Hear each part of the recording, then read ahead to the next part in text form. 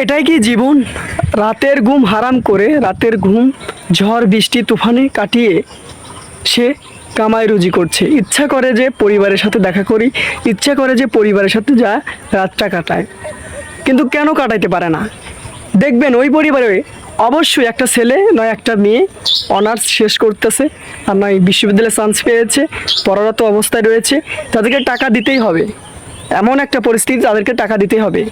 আমি চাই না এমন হোক, কিন্তু দেখবেন মিলায়া দেখবেন যে এরকম পরিবার অনেক রয়েছে যে টাকা খরচ করে করে বিশ্ববিদ্যালয়ে পড়ায়, চান্স পাওয়া, অনার্স শেষ করায়, দিন শেষে সে সরকারি একটা জব পায় কিংবা কোম্পানির একটা জব পায়, কামাই রুজি করার পরে সেই বাবা মাকে ভুলে যায়।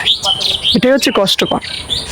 এই যে বাবা মা এত কষ্ট করে, বাবা কষ্ট করে রাতের ঘুম হারাম করে রাতটা কাটায়া তোমাকে টাকা দেয়, আর তুমি সেই বাবাকে ভুলে যাও, খুবই কষ্টকর।